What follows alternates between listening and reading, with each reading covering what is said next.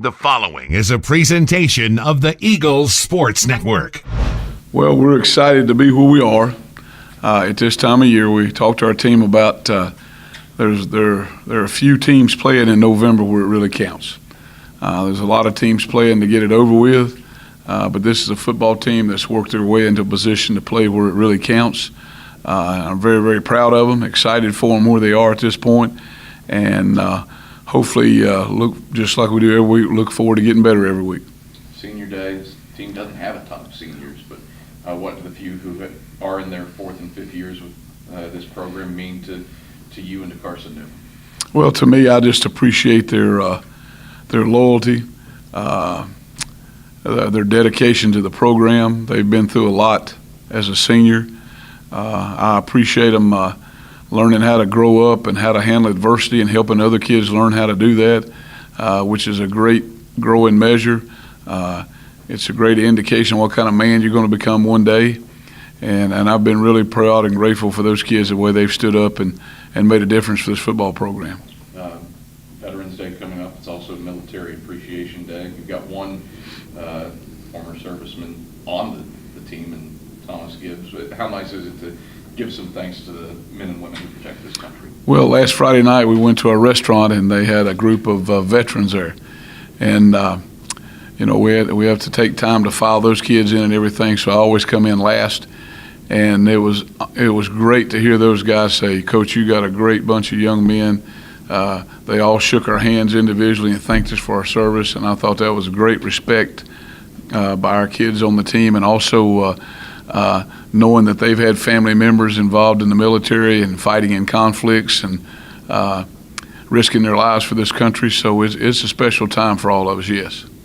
UNC Pembroke, a team that's coming off of a shootout loss to Mars Hill, kind of an offensive explosion for them. What do they have at wide receiver that's enabled them to be productive through the air? Well, they've got a couple transfers in there as wide receivers that have really made a difference for them. And when you read, watch the video, when you read about that game, I think it was like 9 possessions in the first half, and everybody scored, 42-31 at halftime, something like that. So you know they're productive, you know they're explosive. One thing I've noticed watching them on video, offense and defense, is how hard they play. I admire a football team they're young just like we are. They have very, very few seniors that are starting right now. So they're a program that's on the rise, and they're playing those freshmen, sophomores, redshirt freshmen. But, boy, they play tremendously hard, and you admire that.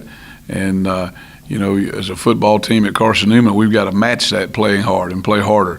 And we've got to match that excitement and that enthusiasm it takes to get it done on Saturday. Your defense these past 2 weeks has given up 7 points and 1.2 yards of play after halftime. Obviously, it's been pretty good this year, but why of late has it been so good late in games? Well, I think Saturday we had a confidence about our kids that knew where we were in that ball game, where we should have been. And I think they were pretty well determined to come out and go, hey, this is how we are, this is who we are, this is how we're going to play, and not to leave any doubts. Saheem Stupart, his senior day,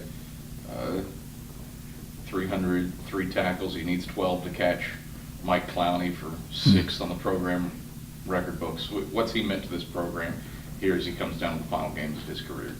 Well, he's a guy that's not about Saheem, he's about this football team. That's the most important thing that stands out about him. He's never worried about his records or anything like that. He really calls on the other kids on defense to play up at a certain level, and there we are. We want to make sure our kids are always playing up. And he's a kid that's ready to stand up and hold people accountable. There are very few people in this world anymore who want to hold anybody else accountable. And if you're going to be a football team and you're going to be a great football team one day, you've got to have more than one guy that's ready to hold people accountable, and that means yourself has to be accountable. But that's called leadership, and that's what he's about. Yeah, Tavon Murray stepped in at center last week. How do you think the offensive line performed with a new man in the middle?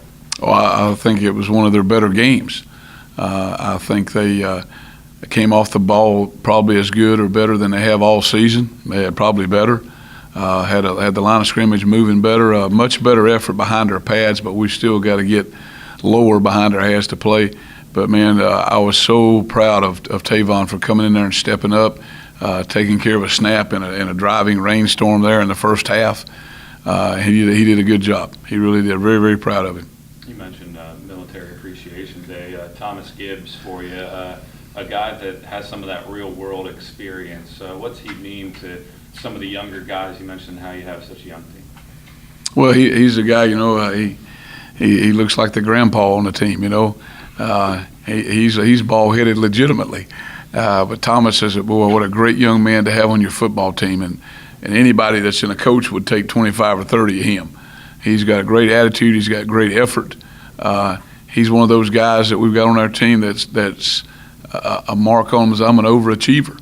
And, man, what a great compliment to have in life that you're an overachiever. You're going to be a success in life, and he will be. You look at the fourth quarter last week. Defensively great. Offensively, you scored 21 straight points. How is that kind of fourth quarter kind of sum up this season for this team and the way that they're able to handle some adversity? Well, I think it was a great testament to them of how they handle it. I thought it was. I told our kids yesterday, every football team talks about this group's got you back, that group's got you back. But our football team says it, and I believe they really believe that. I believe they know that. There was time Saturday that we weren't getting it done on offense. Defense came in, held them down, shut them down. They go up and score and go ahead there. They get a drive and go ahead and score on us and get ahead. We'll come right back at a great kickoff return by Darvier. But the offense went and stuck that one in, got the football again, went right back the same thing. So it's great to see that be more than a catchphrase. There's a difference in saying it, and there's a difference in meaning it.